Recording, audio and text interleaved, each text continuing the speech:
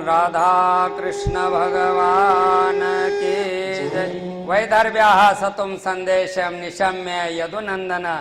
पंडित जी का हाथ लेकर के महाराज हाथ में हाथ धर के रथ में आए। प्रातः काल होते ही वहां कौंडन्यापुर प्रवेश किया है।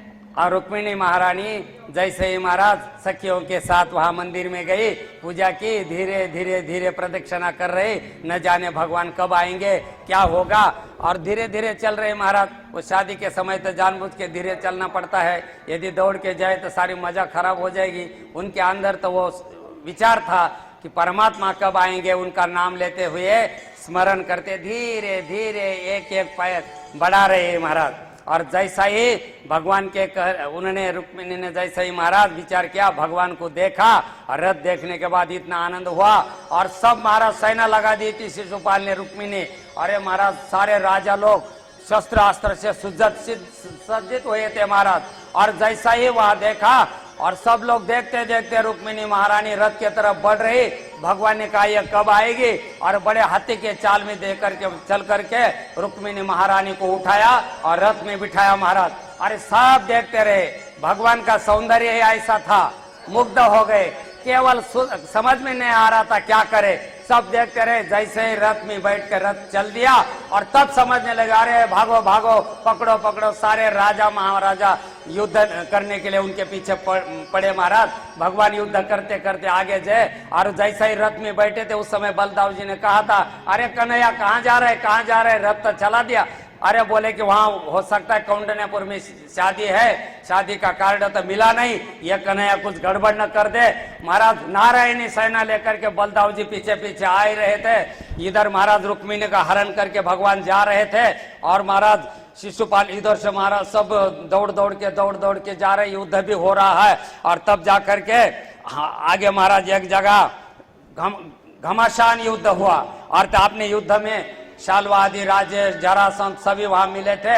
और शिशुपाल ने एक प्रतिज्ञा किया, रुक्मिणी ने क्या प्रतिज्ञा, रुक्मिणी के भाई का नाम रुक्मी था, उसने प्रतिज्ञा की कि अहम समरे कृष्णम अप्रतिहोता च रुक्मिणीम कुंडनीम न प्रवेशामि सत्यमेव ब्रवीवह। उसने हाथ उठा करके प्रतिज्ञा की, हे योद्धाओं, मैं सबके सामने प्रतिज्ञा करता हूं, यदि मैं उस काले कृष्ण को मार के रुक्मिणी को लेकर के इस कौंडन्यापुर में नहीं आता, प्रवेश नहीं करूंगा। ऐसी प्रतिज्ञा की महाराज। प्रतिज्ञा विचार करके करना चाहिए, किसी की प्रतिज्ञा सही थोड़ी होती है। अरे महाराज रावण ने भी प्रतिज्ञा की थी, मैं सोने की लंका बनाऊंगा, बना तो दिया। मैं खारा पानी मीठा कर दूंगा, नहीं कर सका। स्वर्ग के लिए सीढ़ी लगाऊंगा, नहीं लगा पाया।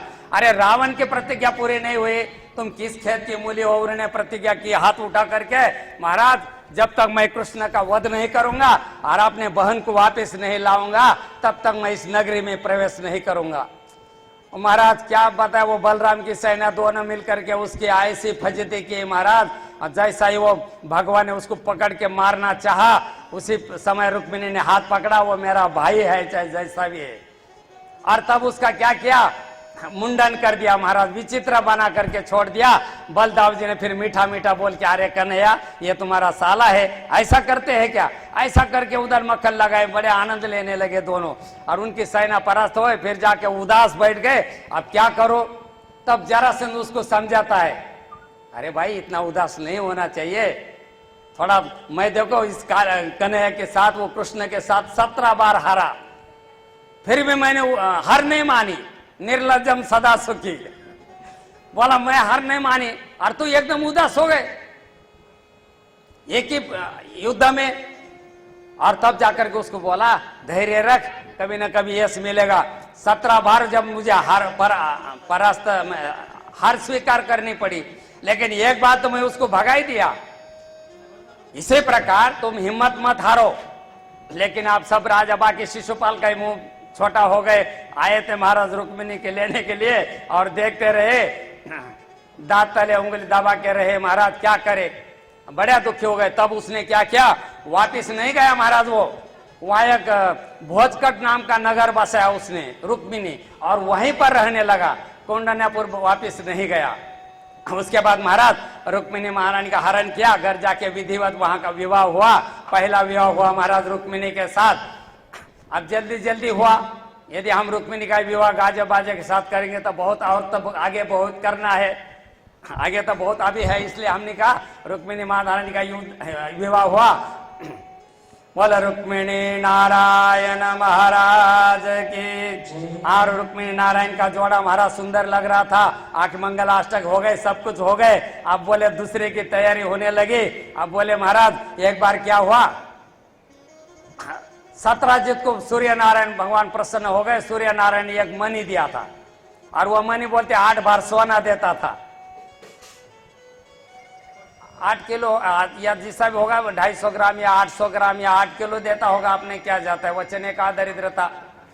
लेकिन वह मणि सोना देता था और उसने क्या किया, गले में डाल करके चलने लगा और द्वारिकापुरी में आ गए और भगवान के पास आ गए। भगवान के पास जो थे वो बोले अरे सूर्य नारायण कैसे आ रहे। भगवान ने कहा सूर्य नारायण नहीं है, वो मणि ऐसा चमकता है कि सूर्य जैसा प्रकाश पड़ता है महाराज। सूर्य ने दिया हुआ मणि है, उसका अंश आएगा ना उसके अंदर।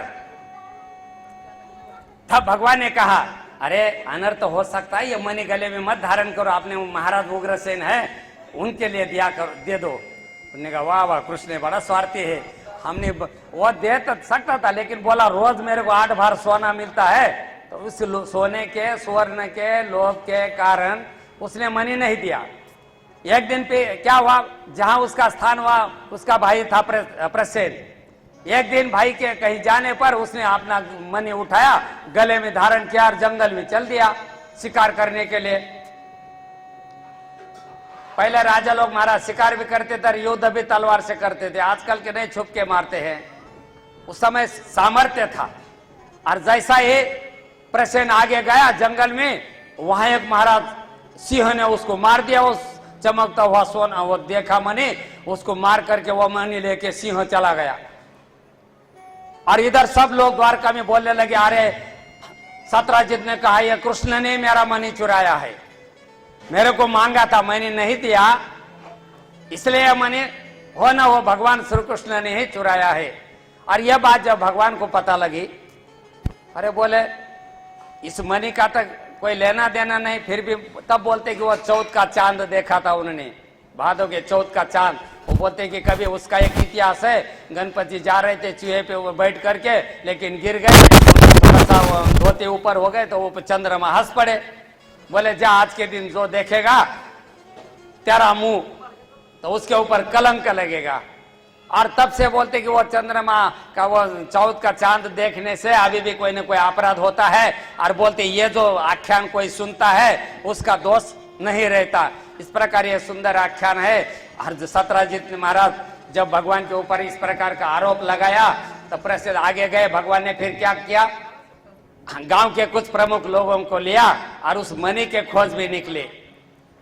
जब बोलते कि महाराज अपराध आया तो हमको तो सिद्धा करना पड़ा है, तब जाकर के वो चले गए, कुछ शूरवीरों को साथ लिया।